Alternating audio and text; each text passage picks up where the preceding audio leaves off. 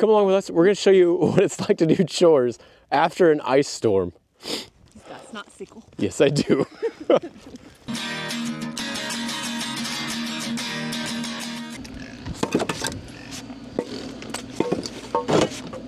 Too far.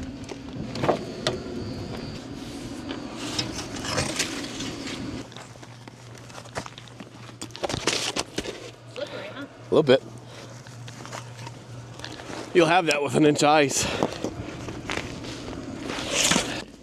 Here, I better get it because you slip and fall, you're gonna hurt yourself.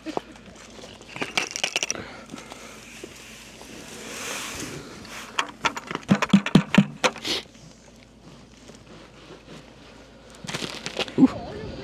Sadly, no matter what you do for animals, so like these guys, right? Their food and water's over here. But they have a nice little hut right back there.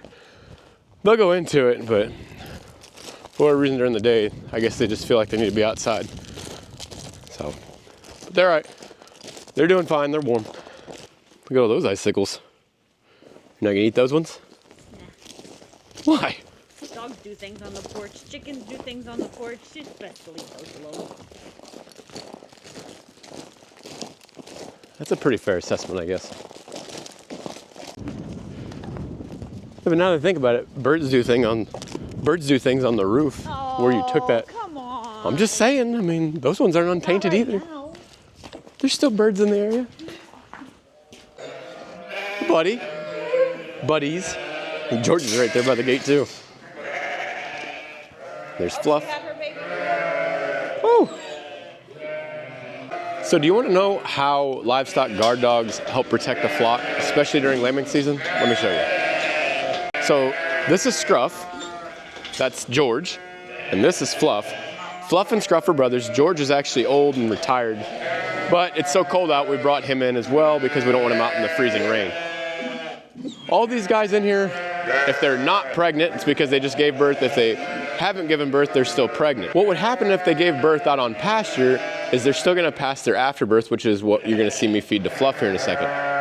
Well, these livestock guard dogs will go through and eat that. And that's actually part of the reason we leave them in here, because it helps them keep their bond good with the flock.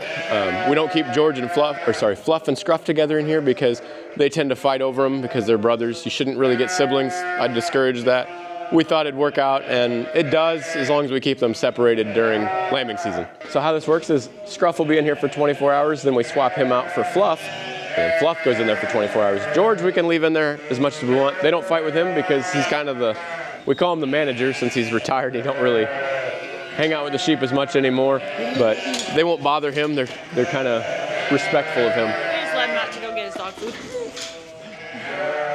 Yeah, so they don't have dog food in here, but obviously they're eating afterbirths and stuff like that, so they probably don't need their dog food so much.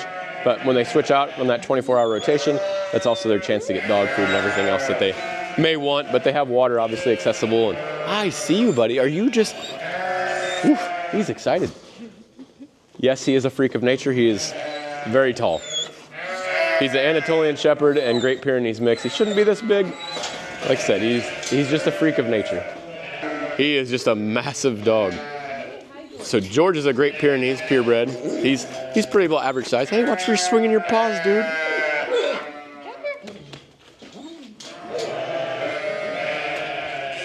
But he even makes George look small. So like we do any other day, we're gonna walk in here, we're gonna check our water, which is nice and thawed, doesn't seem frozen. Let's check our hose. Hose is not frozen either. No, we do not insulate any of these.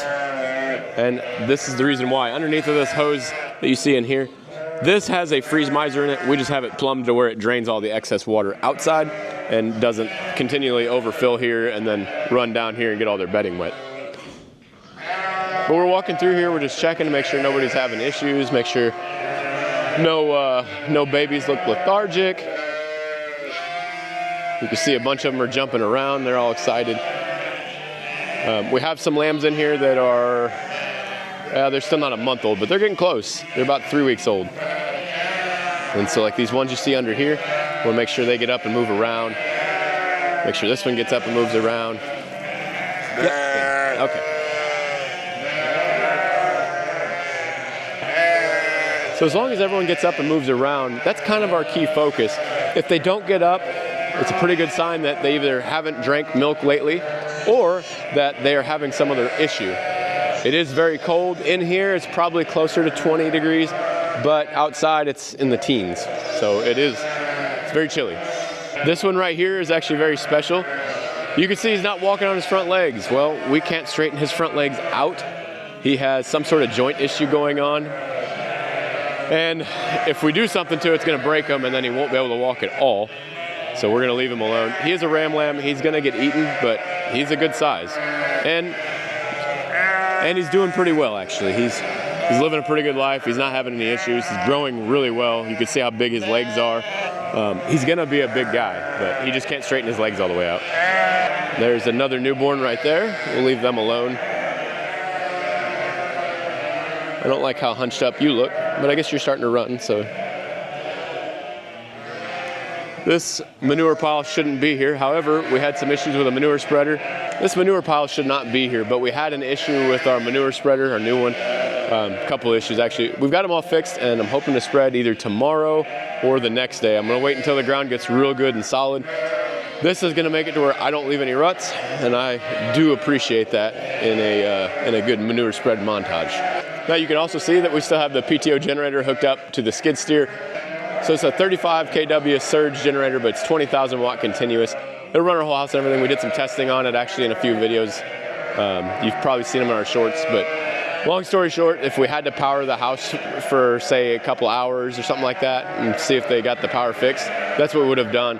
However, if it became longer than say 4 or 5 hours, we would have swapped to a tractor just because it's a lot cheaper to run the tractor than the skid steer, because we can put the tractor on the 1000 PTO side and run this 540 PTO generator at say 1200 RPMs instead of 2200 RPMs. So we burn a lot less fuel. And this thing only requires about 20-ish horsepower if you're using full load. It doesn't require a whole lot.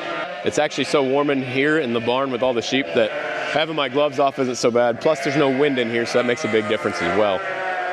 But let's let's get this opened up and see if we can't feed.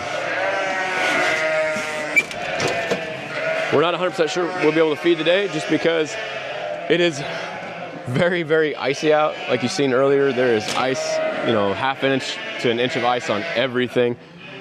Vertical surfaces had less on it, so like that hydrant I showed you had less on it because it drained down some. Whereas something that's completely flat and horizontal, it's got some thick ice on it. We had to thaw our garage door out with the propane torch. We had to thaw our shop door out with the propane torch. I don't know if I'll get this off. Oh, there it goes. We actually opened this yesterday to make sure it wouldn't get frozen, so that helped a lot. All right, let's see. So I'm walking around out here just to see how slick it is for them. You know, their hoofs obviously can get better traction on some things than I can with boots because there's more pounds per square inch, but if it's pure ice like it is out here, that is really rough and they will definitely not be able to walk on this. But if they stay near the troughs, because they walked on it yesterday, it's actually pretty good. Like I can try to run on it and I'm not losing traction, but if I'm out here away from the trough, it's definitely slick. It's still snowing if you can't tell. Thought it was supposed to be done. By the way, this is where our freeze miser comes out. This is the drain for it. It's not running right now, probably because it's so warm in the barn that water, and then also that water is heated until it gets there. So I'm sure between all of that, it makes it where it doesn't have to run as much. But if it was completely uninsulated line like you've seen, like that hose that actually leads to it, if it was like that all the way from the hydrant over here and there's no heat tape on it, it'd be running a lot. But you can see it's also drained off a lot of water. So like this is good because it didn't freeze the water at all on the hose. However, it is very dangerous because of how slick this is. And now in a normal use outside, this is actually designed to where it'll just flow back into your water trough and it'll keep that water, even though it's coming up and around your automatic water, it'll keep it unthawed too. This is not how it's necessarily designed to be used, but we don't want all that water inside the barn because like we said, it'll just get all of our bedding wet. Whew. I'll tell you what, I could leave my gloves off for a little bit inside, but out here, my hands are frozen already and it's only been about 20 seconds. Move this back. All right.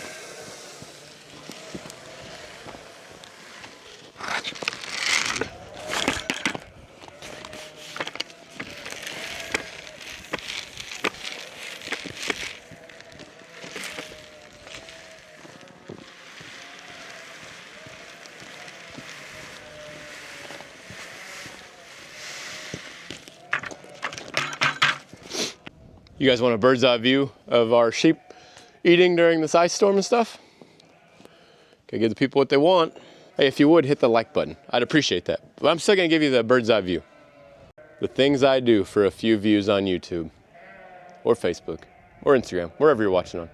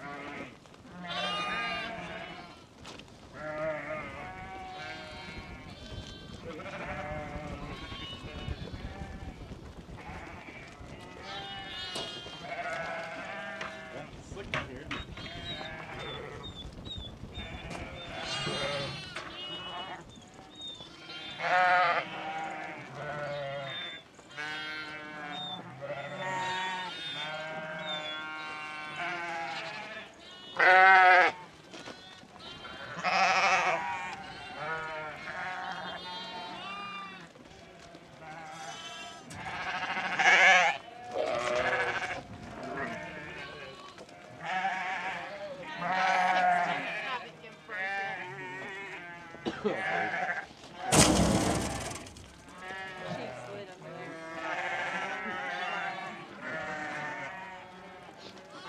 Roughly 16. Nipples are made out of. The best one to climb. The best one to climb. Probably not. But you got to give the people what they want. They said they want it. Huh? Can't it wait? It won't be snowy, maybe. I'm already here now. I don't have my phone. I can't call an ambulance. I don't think the ambulance would come anyways. I can't pick you up either. The Spirit, I'm going to assume they probably don't care about staying out today because you're even shivering. Sugar needs her hoof. Are you ready to work? Huh? It looks like you drank a Red Bull.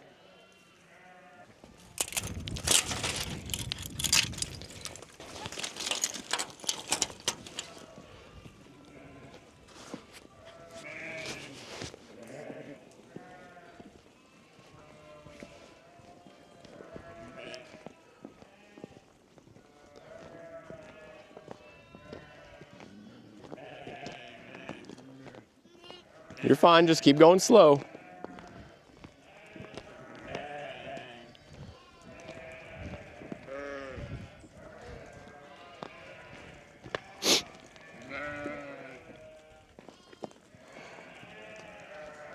So the funny thing is that you can see that they're demanding, she's demanding respect, whereas Fluff just kind of walks by and says, "Hey, how you guys doing?"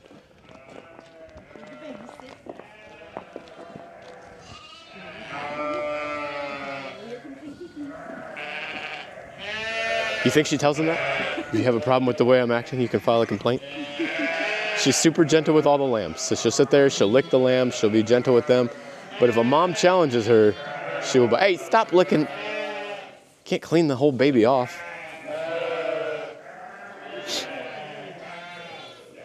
Go on, buddy. Go. All right. We'll help you with the lambs. I know. Hey, come on, buddy. Come on. What are you doing? Go. Somebody, hey. Russell, you can't lay there. Hold on.